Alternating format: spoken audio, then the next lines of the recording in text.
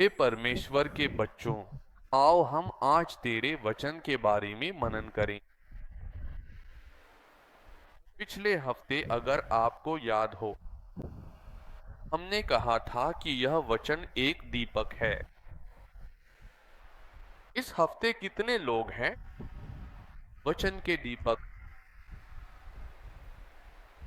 पढ़ने के द्वारा वचन के दीपकों को जलाया है? बिना किसी झिझक के एक बार हाथ उठाइए। जिन्होंने इस हफ्ते वचन पढ़ा है वे हाथ उठाए। आप में से जिन्होंने इस हफ्ते वचन नहीं पढ़ा, शब्द का या प्रकाश देने वाला दीपक नहीं, आपका दीपावली गुप्त है। जिन्होंने पढ़ा है उनकी दीपावली उज्जवल है, प्रकाश में दीपावली है। आप में से कितने लोग हैं? ऐसा मत सोचिए कि मैं खाली सवाल पूछ रहा हूं। आप में से कितने लोग हैं? सुनिए, अगर बात खाने की हो तो हम कभी नहीं छोड़ते, खाते ही हैं। तो क्या वचन के मामले में हम पढ़ना छोड़ देते हैं? कितने लोग कम से कम दिन में एक बार, 2 दिन में एक बार भी वचन पढ़ते हैं? मत कीजिए ऐसा। सच में बाकी कुछ लोग साधक हैं, रोज बाइबल पढ़ते हैं। क्यों पढ़ रहे हैं? अगर न पढ़े तो कौन डांटेगा? रोज बाइबल क्यों पढ़नी चाहिए? आप क्यों पढ़ रहे हैं? मेरी माँ पढ़ती हैं, इसलिए मैं भी पढ़ता हूँ। जल्दी बताइए। बाइबल पढ़ने के लिए इसके 10 नहीं बल्कि लाखों करोड़ों महत्वपूर्ण कारण हैं, लेकिन समय के अनुसार 10 विशेषताएं ईश्वर के वचन को पढ़ने के लिए। क्या आप बाइबल पढ़ने के 10 कारणों पर ध्यान देंगे या मैं बताऊं? कितने लोग सुनना चाहते हैं? हाथ उठाइए। माँ बोली हाथ उठाओ। उसने तुरंत उठाया। ईश्वर का वचन पढ़ने के लिए पहला कारण, कल पूरा दिन मैंने इसी विषय पर ध्यान किया। 130वीं 8वीं स्तुति, पहला अध्याय। मैं अपने पूरे हृदय से तुझे धन्यवाद देता हूँ। देवताओं के सामने मैं तेरी स्तुति करता हूँ। दूसरी बात, मैं तेरे पवित्र मंदिर की ओर झुककर तुझे प्रणाम करता हूँ। तूने अपने नाम से भी अधिक अपने वचन को महान बनाया है। हाँ, मुझे जो अनुवाद पसंद है वही सच्चा अनुवाद मैं बता रहा हूँ। हे भगवान, मैं तेरे पवित्र मंदिर की ओर मैं झुककर प्रणाम करता हूँ। तेरा नाम, तेरी सच्ची प्रेम, तेरी विश्वास योग्यता के कारण मैं तेरा गुणगान करता हूँ। सुनो सुनो, हे भगवान, तेरा नाम और तेरा वचन सबसे बढ़कर तू ही है।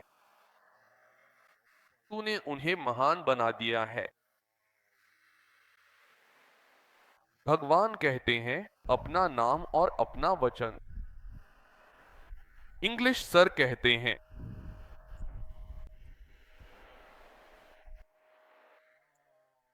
बहुत अच्छे से उच्चारण करें। आप में से कितनों के पास कोई नाम नहीं है? एक बार हाथ उठाओ जिनका नाम नहीं है। जिनका नाम नहीं है। आज हम सबके पास क्या है बताइए? फिर पूछ रहा हूं, नाम नहीं, कोई नहीं, सबके पास है। नाम है। कितनों का मेरा नाम है? अगर आपको पसंद नहीं है तो हाथ उठाइए। ऐसे आओ, मैंने रखा हुआ नाम, मेरी माँ बाप ने रखा हुआ नाम अगर मुझे पसंद नहीं है तो वे न करें। हम सबको अपना नाम पसंद है या मुश्किल लगता है? बताइए, क्या वो मुश्किल है? पसंद ही है। जो नाम माँ बाप ने बिना हमारी जानकारी के रखा, वो पसंद है या मुश्किल है? बात करने में तो पसंद ही है। चाहे अपना नाम पसंद हो या मुश्किल लगे, हमारे नाम का एक मतलब जरूर होता है। समझ में आया ना आपको? मैंने बताया। उस नाम का मतलब क्या है, मैंने विस्तार से समझाया है। ध्यान दीजिए। उदाहरण के लिए, कितनों को अपने बगल वाली अम्मा का नाम पता है? बताइए। किसको बगल वाली अम्मा का नाम नहीं पता? नाम पूछिए। महिलाएं भी एक बार पूछिए। पूछिए, महिलाएं पूछ रही हैं, मर्द शर्माते। उनका नाम पूछिए। माँ या पिता का नाम मत पूछिए, नाम पूछिए। अब बताइए, आप में से कितने लोग अपने बगल वालों के नाम नहीं जानते? देखा आपने? अपने बगल में बैठी महिला से पूछिए। अगर तुम्हारे नाम से तुम्हें गाली दूं तो चलेगा क्या? एक बार पूछिए। अगर कोई तुम्हारे नाम से गाली दे तो क्या तुम चुप रहोगे? आपके बगल वाले आपके नाम से गाली दें तो क्या आप चुप रहेंगे? चुप रहेंगे। करके देखिए एक बार। पूछिए एक बार, माँ क्या तुम्हारे नाम से तुम्हें गाली दे सकता हूँ? कितनी महिलाएं बगल में बैठी हैं जो गाली सुनने के लिए तैयार हैं? एक बार करके देखिए। कोई भी नहीं मानेगा। क्यों? हर किसी का नाम उसी के लिए है। बोलिए, हर किसी को अपना नाम प्यारा होता है। हर किसी का नाम उसके लिए महान है। सुनिए, वैसे ही भगवान का भी एक नाम है। क्या है वह नाम? शास्त्रों में बहुत सारे नाम हैं। करीब 100 नाम हैं। अभी हमने पढ़ा था हागर के बारे में। दुख में भगवान हागर से बात करते हैं, इसलिए हागर ने अपने पसंद का नाम रखा। उसने कहा, जो मुझे देख रहा है वह भगवान। जिस अब्राहम ने मुझे अपने पास रखा, उसने नहीं देखा। जिस सारा ने मुझे दान किया, उसने भी नहीं देखा। उस घर में किसी ने नहीं देखा। जब मैं बेसहारा होकर, गरीब कहलाकर रेगिस्तान में पड़ी मरने के लिए तैयार थी, तब भगवान ने मुझे देखा। एक आत्महत्या। इसलिए चाहे प्रभु यीशु मसीह का असली नाम हो या नहीं, लेकिन उन्होंने जो उपकार तुम्हारे लिए किया है, उसके आधार पर तुम भी उन्हें कोई नाम दे सकते हो। इसीलिए पुराने नियम में कई नाम हैं। यहोवा Rapha, Jehovah Nissi, Jehovah Shalom, El Roi, El Shaddai, बहुत से नाम हैं। उसके विचारों को भी समझना हमारे लिए मुश्किल है। सुनिए, जितना महान है भगवान का नाम, उतना ही महान है उसका वचन भी। कैसे? अगर भगवान ने वचन दिया कि मैं एक काम करूंगा और वह काम नहीं किया, तो उसके नाम की बेइज्जती होगी। इसलिए भगवान का नाम, अगर आप चाहते हैं कि उसके नाम की बेइज्जती न हो, तो वे वही हैं जो सुंदरता के प्रतीक हैं।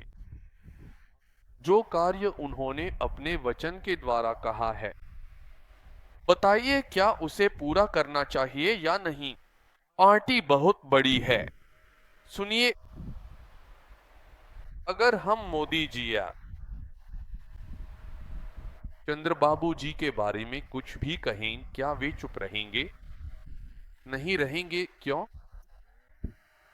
अगर उनके नाम के बारे में कुछ कहा जाए तो उनके नाम को क्या होता है? क्या मैं बदनामी नहीं कर सकता? भगवान का नाम और भगवान का वचन महान है।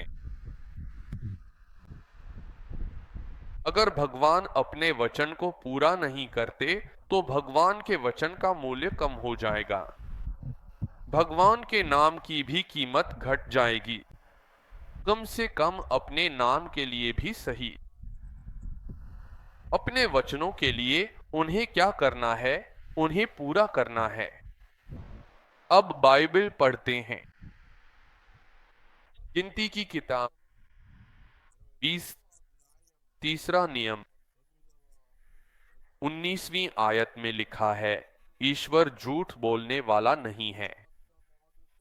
ईश्वर झूठ नहीं बोलते। वह कोई मनुष्य नहीं है कि झूठ बोले। वह कोई मनुष्य नहीं है कि पछताए कि मैंने ऐसा क्यों कहा, सोचकर दुखी हो और अपनी बात वापस ले ले। शब्द के मामले में पछतावा यानी अपनी बात को पलटना, शब्दों में बदलाव करना। वह कोई मनुष्य का पुत्र नहीं है। वह मनुष्य का पुत्र नहीं है। क्या वह कहकर नहीं करता? देखिए, क्या वह कोई भी बात कहकर उसे पूरा नहीं करता? क्या वह कोई वचन देकर उसे पूरा नहीं करता? क्या वह कोई भी बात कहकर उसे स्थापित किए बिना छोड़ देता है? यही तो भगवान कहते हैं। इसलिए भगवान के सभी वचन सच हैं। भगवान के सभी वचन सत्य हैं, पूर्ण सत्य हैं, संपूर्ण सत्य हैं। कीर्तन 8934 यानी 934 पढ़ो बेटा मेरी वाचा, मेरी प्रतिज्ञा। मैं अपनी वाचा को नहीं तोड़ूंगा, मैं अपनी प्रतिज्ञा को नहीं बदलूंगा। क्या तुमने ध्यान दिया? मेरे होठों से निकला हुआ वचन, मेरे मुंह से निकली हुई बात, मैं उसे बदलता नहीं, मैं उसे नहीं बदलूंगा। यह कौन कहता है? भगवान ही कहते हैं। यदि ईश्वर अपना मन बदल लेता है तो ईश्वर वह नहीं है जिसके बारे में मैंने उससे कहा था। समलैंगिक होने पर किसे शर्म आती है? परमेश्वर से कहो कि परमेश्वर अपने नाम पर कलंक नहीं लगाएगा। उन्होंने जो सजा सुनाई है उसका वे क्या करेंगे? उन्हें सजा मिलेगी। इसीलिए अगर हम नीति वचन 18:10 देखें, यहोवा का नाम एक मजबूत गढ़ है, धर्मी उसमें दौड़कर सुरक्षित रहता है। देखा आपने, ईश्वर का नाम हमारे लिए क्या है? एक किला। क्योंकि उसके नाम को सुनो। हमारे लिए जो भी मांगते हैं वह क्या करता है? वह कहता है, मेरे नाम से तुम मुझसे जो भी मांगो मैं क्या कहूं, पूरा करूंगा। राजनीतिक नेता कल एक सांसद कह रहा था, वह कह रहा था, मैं वह काम करूंगा, तुम्हारा काम करूंगा। तो सब लोग ताली बजा रहे थे। उसने कहा, अपने जीवन में कभी भी किसी राजनेता की बात पर ताली मत बजा। राजनीतिक बातें राजनीति के नाम पर कुछ भी कह देते हैं। एक समय एक बात, अभी एक बात, बाद में दूसरी बात। ध्यान दो। इसीलिए रोमियो की पत्री अंतिम अध्याय 13वीं आयत में पौल कहते हैं, क्योंकि प्रभु के नाम के कारण जो कोई प्रार्थना करता है वे सब क्या होंगे? उद्धार पाएंगे। यीशु के नाम से होने वाले सभी कार्यों को भी वे गीतों में लिखते हैं। जो हो रहा है उससे बढ़कर क्या है, उस महानता को न समझने के कारण ही, क्योंकि भगवान का नाम महान है। भगवान कहते हैं, वचन पढ़ो नरक का अध्याय 20वां अध्याय 7वां आया, तुम्हारे परमेश्वर यहोवा के नाम को, तुम्हारे परमेश्वर यहोवा के नाम को व्यर्थ में न लो। सुनो, व्यर्थ में उच्चारण मत करो। यहोवा, यहोवा का अर्थ है सर्वशक्तिमान परमेश्वर। जो उसके नाम को व्यर्थ में लेता है उसे वह निर्दोष नहीं मानेगा, वह दोषी ठहराया जाएगा। जो उसके नाम का उच्चारण करता है व्यर्थ में, कहिए निर्दोष नहीं, जो व्यर्थ में उच्चारण करता है वह दोषी है, यह बेहतर है। सुनिए सुनिए, कुछ लोग मैं देखता हूं बैठे रहते हैं, कब चलाओगे,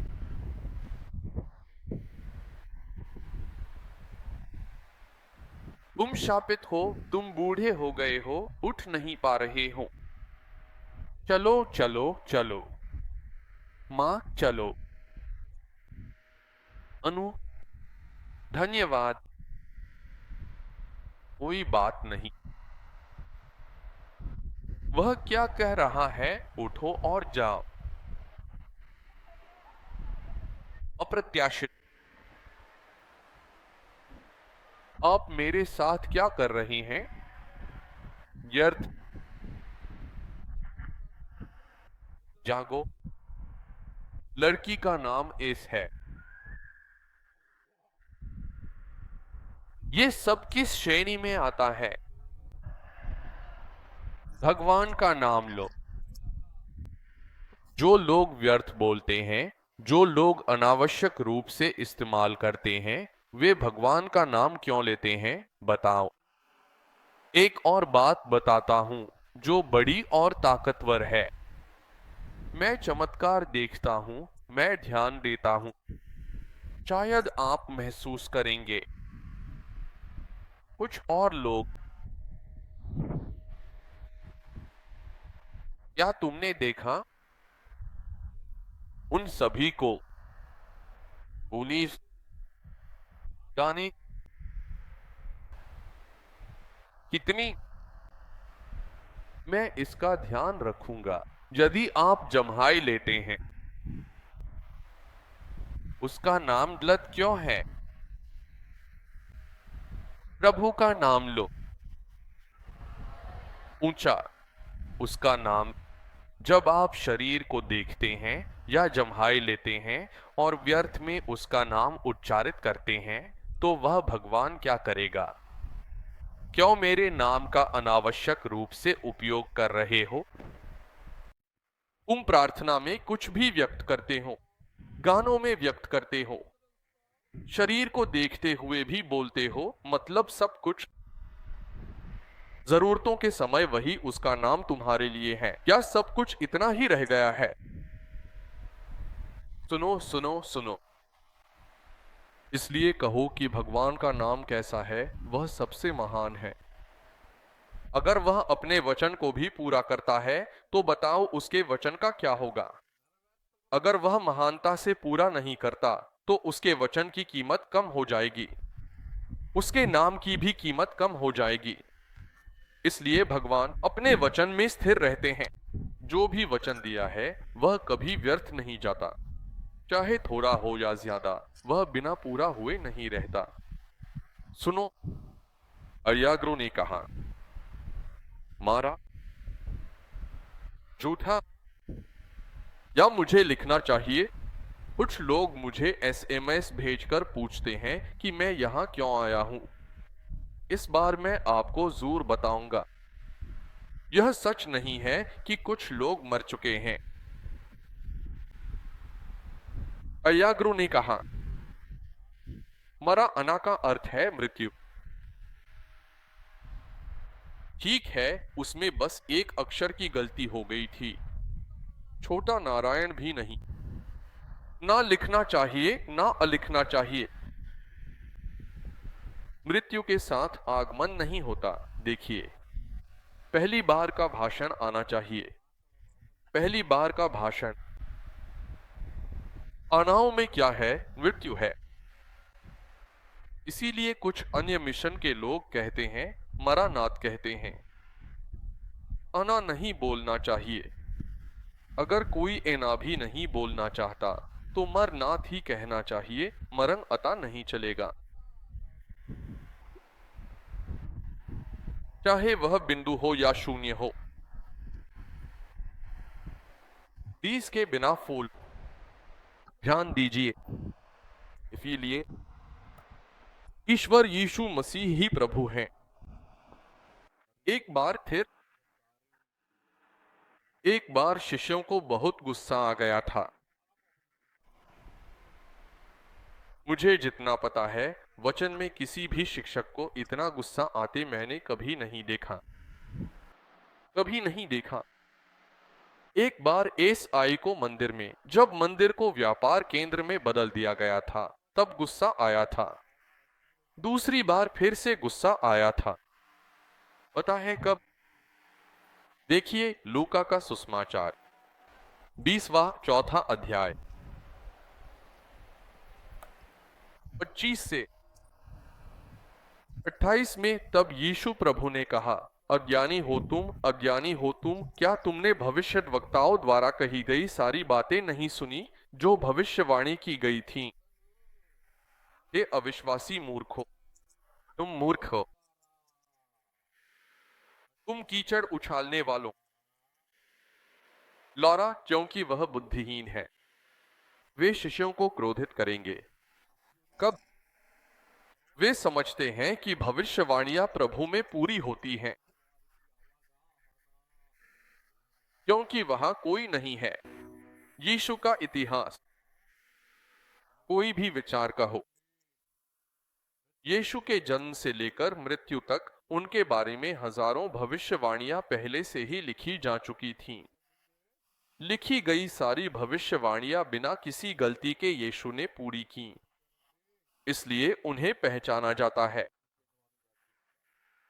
अगर हम परमेश्वर का वचन देखें, यह क्या है? उसकी जिंदगी। इसकी शुरुआत वचन की पूर्ति से होती है। शब्द खुद ही धमाके के साथ खत्म होते हैं। आप कैसे कह सकते हैं कि ईश्वर इतिहास का स्वामी है? उसका वचन है। इसकी शुरुआत पूर्णता से होती है, इसका अंत वचन की पूर्णता पर होता है। इसमें कई भविष्यवाणियां पूरी होती हैं। वे क्या हैं? चलिए देखते हैं। लूका की किताब चौथा अध्याय 20वीं और पहली आयत। सभा भवन में मौजूद सभी लोग उनकी ओर ध्यान से देख रहे थे और वे प्रभु के बारे में कह रहे थे, आज तुम्हारे सुनने में, तुम्हारे कानों में यह शास्त्र पूरा हुआ है। अभी किसी ने कहा था कि मैंने यशायाह से पढ़ा और यशायाह ग्रंथ की पूर्ति हुई है। यह घटित हुआ, ऐसा उन्होंने उनसे कहना शुरू किया। यीशु की सेवा की शुरुआत ही भविष्यवाणी की पूर्ति की शुरुआत और समाप्ति है। यूहन्ना का सुसमाचार 19वां अध्याय। अगर हम प्रक्रिया 24, 28, 30 आयतें देखें तो क्या हम देख सकते हैं कि उन्होंने प्यास लगने की बात कही थी? क्या आपने देखा कि वह वचन पूरा हुआ कि उन्हें प्यास लगी थी? कौन? यीशु। आखिरी समय में क्रूस पर भी प्यास के समय उन्हीं ने उसे पूरा किया गया। इसमें कुछ भजनकार अपने भजनों में लिखते हैं कि यह उद्धार का वचन है। हे परमेश्वर, तूने अपने वचन की सारी भविष्यवाणियां तेरे सामने लिख दी, फिर तूने क्या किया? वह पूरा करने के लिए ही इसलिए और भी भजनकार देवजन देवदास लिखते हैं, हे भगवान हम हैं, बताओ क्या तुम भरोसेमंद हो। हे भगवान हम महिलाएं हैं, विश्वसनीय मान हमारे बीच अमला मैं लारा आप में से कोई नहीं, बिना किसी संदेह के दर्द, ऐसा कहा जाता है।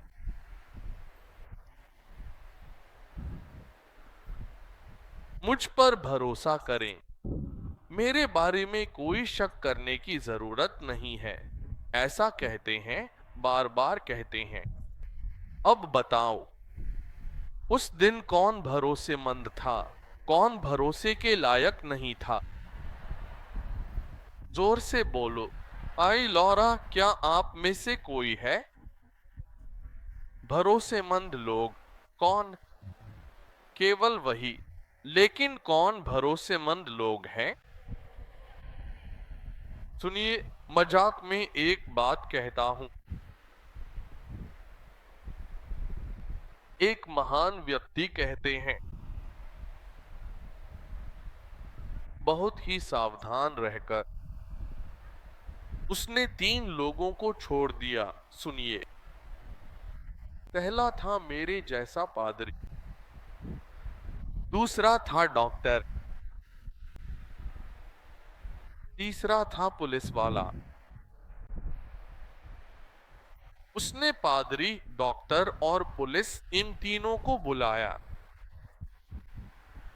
कहा, देखो ऐसे आओ, मैं तुम लोगों को 50-50 1000 रुपए लिफाफे में डालकर दे रहा हूं। कितना? 50-50 1000 रुपए लिफाफे में दे रहा हूं। मेरे मरने के बाद मेरे भविष्य के खर्चों के लिए, बाद में जिंदगी के खर्चों के लिए इस्तेमाल करने के लिए आप लोग लिफाफे में डालकर उस कब्र में डाल देना, ऐसा कहा। क्या है वो 50-50 हजार? हो गया, वो मर गया। तीनों क्या करना चाहिए, पैसे लिफाफे डालकर भविष्य खर्च के लिए रखना या नहीं। आदरी साहब आ गए थे, दोनों एक दूसरे का चेहरा देख रहे थे। बस इतना ही। तुम कितना डाल रहे हो, ऐसा पूछा। बगल वाले ने पूछा, कितना डाला? डॉक्टर बोले, जरूरत पर खर्च किया ना। 30,000 खर्च कर लिए, 20,000 डाले। मरा हुआ आदमी क्या बोलेगा? 20,000 डाले। गलतियां की, भगवान से माफी मांगी, माफी मांगी। वह भरोसेमंद है, भरोसेमंद है, नंबर 1 डॉक्टर है। वह आ गया था। गरीब मरीज आ गए थे, मरीज की दवाइयों के लिए खर्च किया। मेरे लिए सिर्फ 15,000 ही बचे थे। 15,000 को लिफाफे में डालकर रख दिया। फिर पुलिस वाला आ गया, बोलता है, ऐ विश्वासघातियों, देखा मुझ पर कितना भरोसा है, मैंने 50,000 पूरे दिए। उसने तब हैरानी जताई। वह चौंक गया। अगर हम ही खुद को विश्वासघाती समझें तो यह आदमी कितना भरोसेमंद है। वह बाकी लोग पूछ रहे थे, भाई हम नहीं दे सकते, ऐसे ही छोड़ दो भाई, ऐसा बोले। पागल हो क्या? मैंने चेक लिखकर लिफाफे में डाल दिया। बताओ कितना चेक था? मैंने 50,000 का चेक लिखकर रख दिया। अब बताओ कौन भरोसेमंद है, मेरे जैसा डॉक्टर या वह पुलिस वाला? पुलिस? कौन है पुलिस? उसने क्या किया? 50,000 का चेक लिखा, भरोसे से लिफाफे में डाला। 50,000 रुपए क्या किया? खर्च कर लिया। बताओ कौन भरोसेमंद है? बातें मत करो, मैं तो बता रहा हूं। आपको क्या परेशानी है? अब बताओ क्या हम भरोसेमंद लोग हैं या नहीं? अब बताओ क्या भगवान का वचन भरोसेमंद है या नहीं? जोर से बोलूं क्या? इसलिए ध्यान दीजिए, वचन पूरे होने चाहिए। अगर हम भगवान के नाम पर किए गए वचनों को लेकर प्रार्थना करें, भगवान का अपमान न हो, इस तरह वचन को लेकर की गई प्रार्थना को भगवान जरूर पूरा करेंगे। बहुत अच्छा कहा। वह आशीर्वाद जरूर पूरा होना चाहिए। इसलिए मेरे नाम से जो भी मांगोगे मैं करूंगा। अगर भगवान का वचन पूरा नहीं होता तो उनके नाम की बदनामी होती है, भगवान का अपमान होता है और भगवान को अपमानित होना पड़ता है। भगवान का वचन पूरा न होना भगवान के नाम का अपमान है। भगवान के गुणों का भी अपमान होता है। इसलिए क्या भगवान नहीं करेंगे? कम से कम अपने नाम के लिए तो करेंगे ही। अपने गुणों के लिए भी भगवान अपने वचन को क्या करेंगे बताना चाहिए जोर से। इसलिए सुनिए और याद रखिए। नाम, दावा, भगवान के नाम का उच्चारण कीजिए।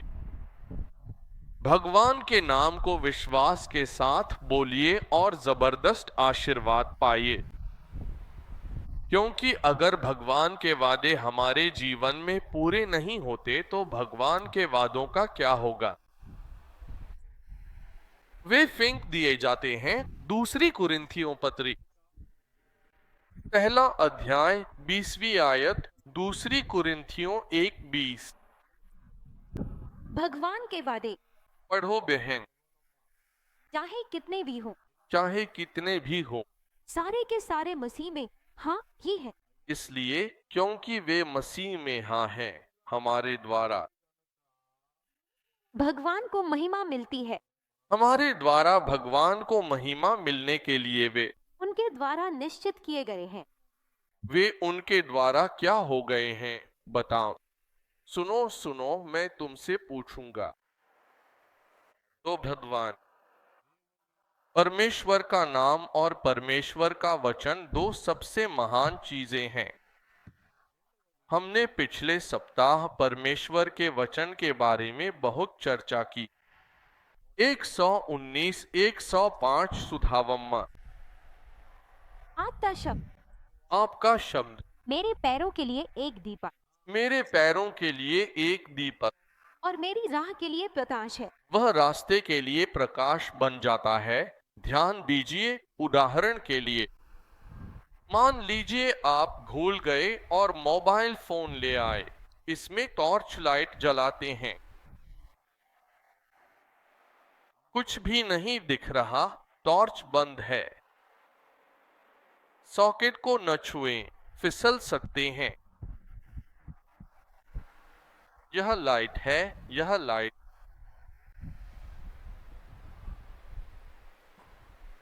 इसे जमीन पर रखें, क्या होगा? उस पौधे पर डालकर देखना चाहिए। एक बार बताइए, किस चेहरे पर डालकर? कुछ भी कह रहा हूं, ओहो मुझे देखिए। मतलब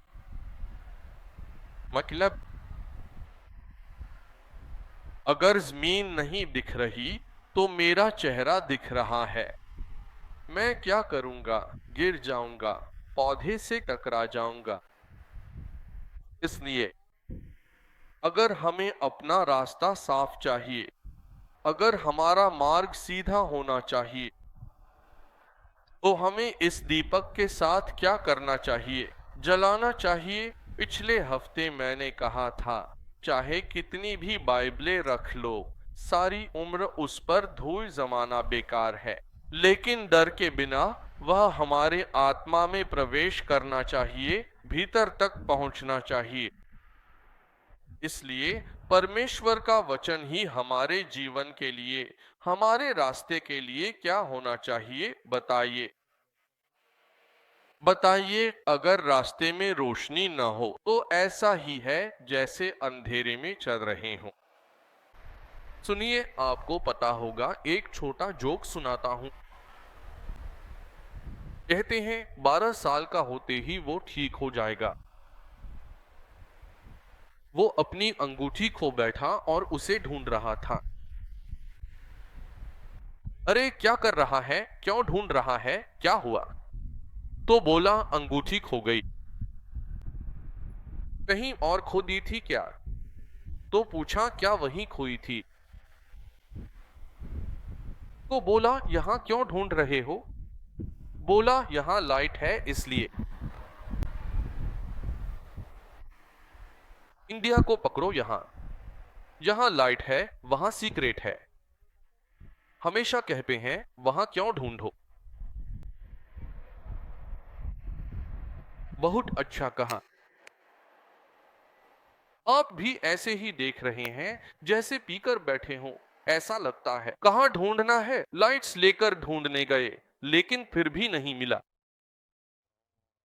या ऐसे ही भगवान को भी ढूंढना है, हमारी जैसी हालत में। अगर हम अपनी हालत से जुड़ी हुई बाइबल की आयतें खोलकर पढ़ें और ध्यान दें तो उसी हालत में भगवान हमारे साथ क्या करेंगे यह समझ सकते हैं। इसलिए अगर हम भगवान के सामने प्रार्थना करें और वचन पढ़ें,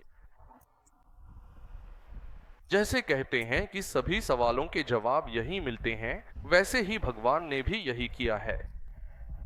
हर व्यक्तिगत समस्या का समाधान यही बताया गया है। आप ध्यान से देखिए, अगर मेरे जीवन में कोई समस्या है, ऐसी समस्याएं तुम्हारे जीवन में भी हैं। प्रार्थना करके जब भगवान से पूछते हैं कि इसका समाधान क्या है, एक दिन, 2 दिन या 3 दिन बाद जब हम भगवान का वचन पढ़ते हैं तो हमें एहसास होता है, अरे हम कितने महान हैं।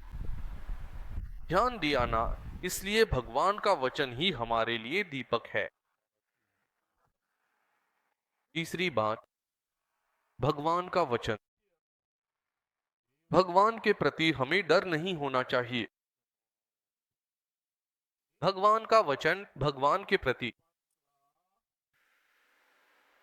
डर उत्पन्न करता है। अय्यूब की पुस्तक 20वां अध्याय 8वीं आयत। और यहोवा ने कहा कि यहोवा का भय ही ज्ञान है और बुराई को छोड़ना ही समझदारी है। यही बात उन्होंने मनुष्यों से कही। भगवान का भय ही ज्ञान है। मैंने आपको यह बात सुबह ही बताई थी, शुरुआत में ही बताया था। जिसके अंदर भगवान का डर नहीं है, वह मूर्खता में पीता है और मर जाता है। बस ने उसने लोगों को मार डाला। बताइए, इसके पास कुछ भी नहीं है। जोर से बोलिए, कुछ भी नहीं है। हाँ, फिर से एक अच्छी बात याद आ गई। परसों एक बड़े बुजुर्ग, सुप्रीम कोर्ट के वकील, वो बात कर रहे थे। बात करते हुए उन्होंने एक बात कही। बहुत प्रसिद्ध सुप्रीम कोर्ट में रुके हुए। सिंगापुर देश एक अग्रणी देश, अद्भुत देश। आजकल कोई भी हो, सिंगापुर का नाम आते ही वाह, ऐसा ही कहना चाहिए। ऐसा देश हमारे देश से भी कभी कभी तो रिश्वतखोरी से भरा, अवैध देश कहते थे, अन्यायपूर्ण देश कहते थे, कितना भी कहो। ली कुआन यू नामक व्यक्ति आया, एक राष्ट्रपति अध्यक्ष बनकर आया। उन्होंने बस एक ही बात कही, इस देश के नागरिकों, अधिकारियों, पुलिस वालों, सरकारी कर्मचारियों, मैं तुम्हारे दिलों में भगवान का डर पैदा करूंगा। कहो, यह डर जोर से कहना चाहिए, भगवान का डर। मैं तुम्हारे दिलों में भगवान का डर जताऊंगा। उन्होंने कोई और काम नहीं किया, उन्होंने उनमें भगवान का डर पैदा किया। देश का क्या हाल हो गया है, अद्भुत रूप से फैल गया है। आप विश्वास नहीं करेंगे, अगर पूरे सिंगापुर देश को मिला दें तो वह भी गुंटूर जिले जितना बड़ा नहीं होगा। लेकिन यह जिला दुनिया पर राज करता है। क्यों? हर किसी के पास क्या होता है बताइए?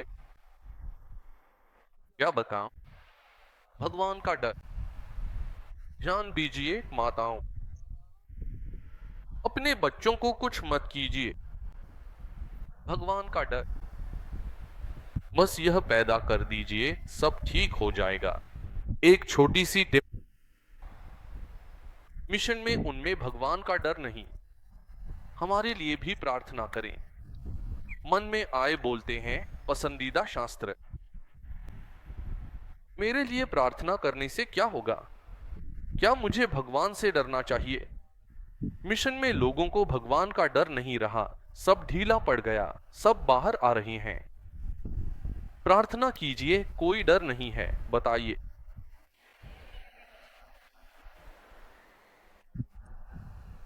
भगवान का डर ही हमें ज्ञान देता है। क्या देता है बताइए? ज्ञान।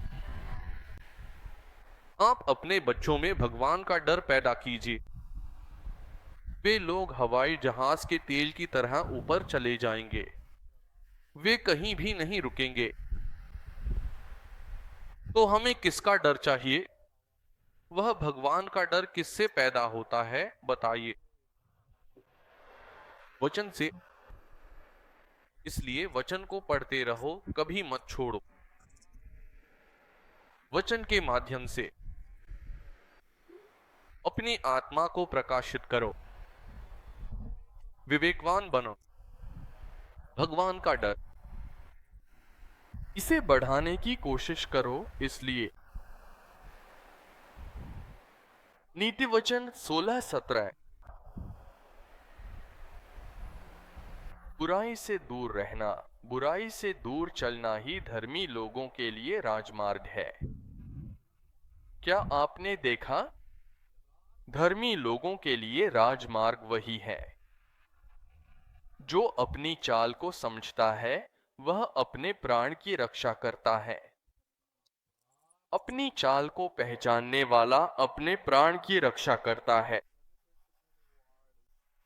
अपने प्राण की रक्षा करना एक बात है।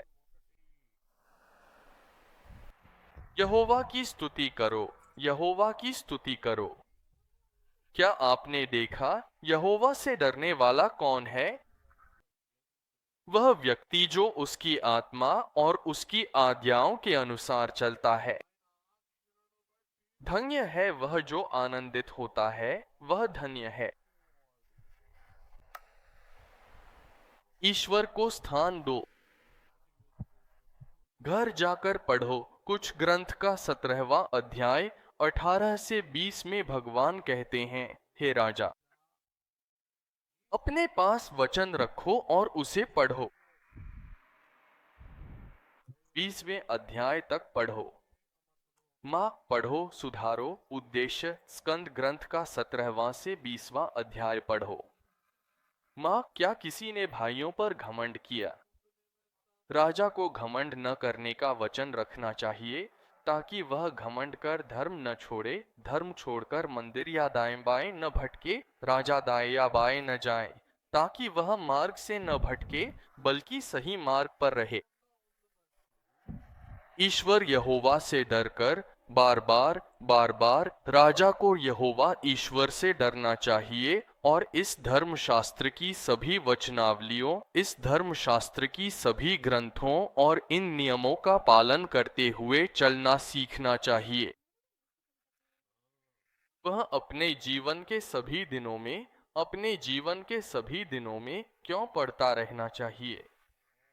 राजा उस ग्रंथ को पढ़ सकता है। राजा के दाएं या बाएं हटने के बाद सही मार्ग पर चलने के लिए क्या करना चाहिए बताइए। वचन को पढ़ सकता है। सुनिए राजा, अगर गलत रास्ते पर चले तो पूरा देश प्रभावित होता है। सुनिए एक छोटी सी गवाही। यूक्रेन देश के लिए हम समर्पित करते हैं। एक कॉमेडी अभिनेता राष्ट्रपति बन गया।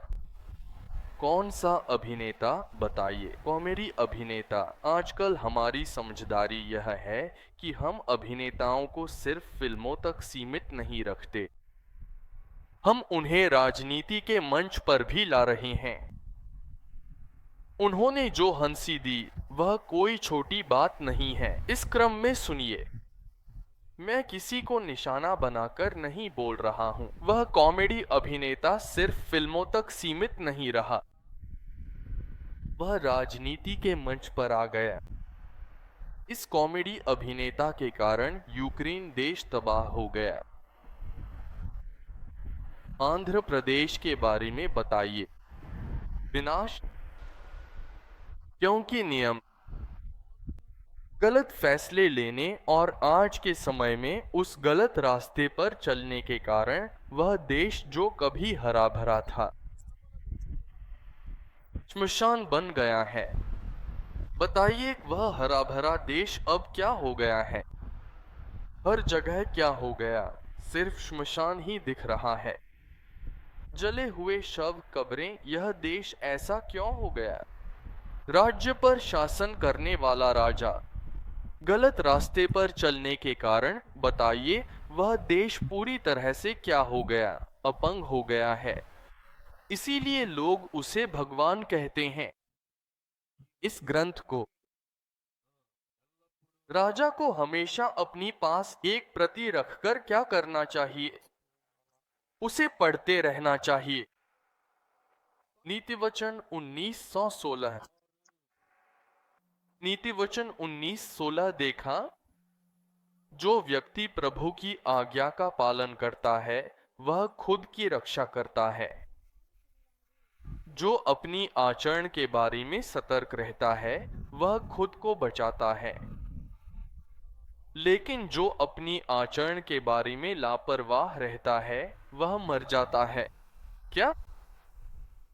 अपने आचरण के बारे में आप बताइए। आप बात कर रही हैं लापरवाह रहने वाला।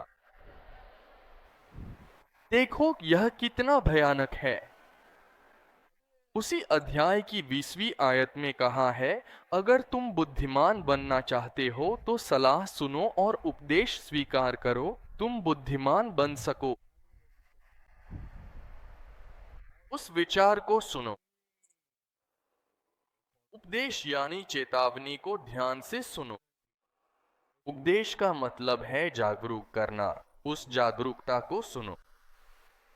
23 पढ़ो, यहोवा का भय और श्रद्धा रखना। यहोवा का भय जीवन का साधन है। जिसे यह प्राप्त है वह संतुष्ट रहता है और बिना किसी खतरे के जीवन जीता है। देखा आपने, मतलब यह है कि बिना किसी खतरे के। मैं एक और त्रांस पढ़ूंगा, कृपया सुनिए। थोड़ा सुनो, यहोवा का आदर करो। असली जीवन की ओर ले जाता है।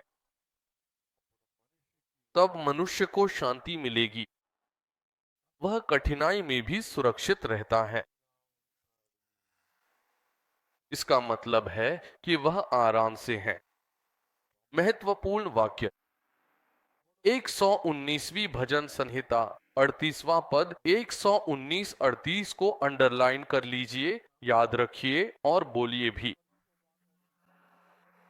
तेरा दिया हुआ वचन तेरा दिया हुआ वचन मनुष्य में मनुष्य में तेरा भय उत्पन्न कर रहा है। तेरा भय उत्पन्न कर रहा है। एक बार और पढ़ो बहन। तेरा दिया हुआ वचन तेरा दिया हुआ वचन मनुष्य में मनुष्य में तेरा भय उत्पन्न कर रहा है। तेरा भय उत्पन्न कर रहा है। सब लोग एक बार बोलो मालारा, इलारा, कृपया मेरे लिए, भगवान के लिए बाइबल को एक बार उठाओ, एक बार बाइबल पर हाथ रखो। अब बोलो, हे भगवान, जो तूने दिया है। वचन कौन सा? तेरा दिया हुआ वचन। आपका डर। महोदय, हमें अपने अंदर ईश्वर का भय पैदा करने के लिए क्या करना चाहिए? इसे पढ़ो, आपके सेवक। इसे अपने सेवक के लिए स्थापित करें। आप सभी अब्बा वाक्यांश जानते हैं और आप इसे कहते भी हैं। यदि आप इसे पढ़ेंगे कि पढ़ने 103 17-18। उसकी वाचा। अवलोकन। आप यहोवा की आज्ञाओं और उसकी वाचा का पालन करें। क्या आप उसके नियमों का पालन कर सकते हैं? जो लोग उसके नियमों और आदेशों के अनुसार चलते हैं, उन पर यहोवा की, जो लोग यहोवा से डरते और श्रद्धा रखते हैं उन पर। यहोवा से डरने और श्रद्धा रखने वालों पर उसकी कृपा पीढ़ी दर पीढ़ी बनी रहती है। देखा आपने उसकी कृपा, उसका प्रेम युगों युगों तक, फिर रहती है। उसकी धार्मिकता, उसकी सच्चाई। उनकी संतानों की पीढ़ियों तक बनी रहती है। मतलब जो भी उसकी संतान की पीढ़ियों में रहते हैं, वे उसकी वाचा को थाम सकते हैं, उसके आदेशों को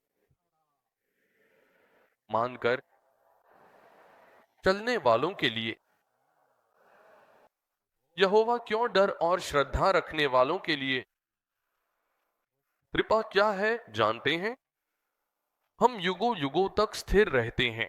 एक और अनुवाद पढ़कर हम समापन की ओर बढ़ते हैं। समय हो गया है। वही है हमारा यहोवा का प्रेम। यह शाश्वत रहता है। ईश्वर अपने अनुयायियों से सदा प्रेम करता है। ईश्वर उनकी संतानों की संतानों के प्रति भी वह बहुत अच्छा रहता है। जो भी ईश्वर की वाचा और आज्ञाओं का पालन करता है, उसके लिए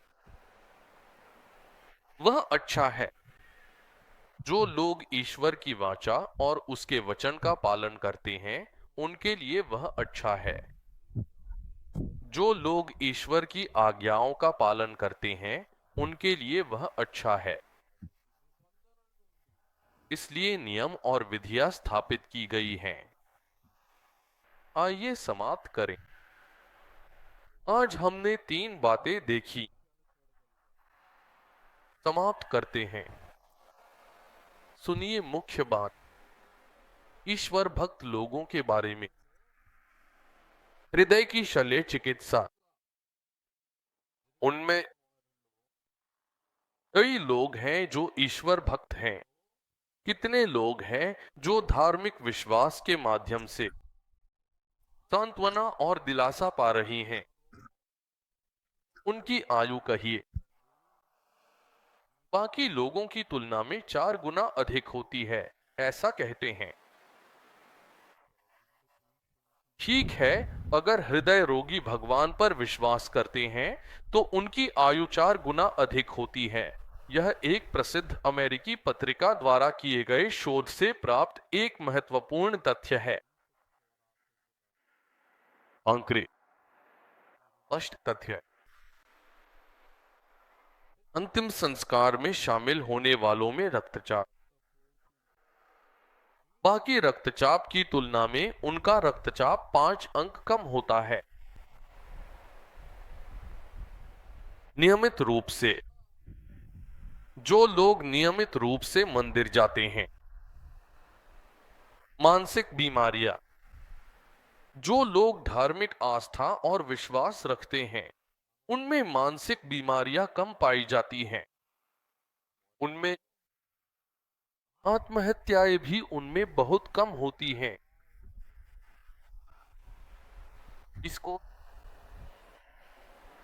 कृपया जिनके पास यह है। मैं कल खत्म उतर रहा था, घर जा रहा था तो एक आवाज आई। बहुत तेज आवाजें थीं, मुझे समझ नहीं आया। मेरे पास लड़का था तो मैंने फोन करके पूछा, बेटा ये क्या है? तो उसने बताया, बिल्कुल हमारे सामने वाली सड़क पर एक लड़का था, ओनर के पास से पैसे लेकर आया था, वापस नहीं किया। लाल पैसे इंग्लिश में किसने कहा? तो ओनर ने कहा।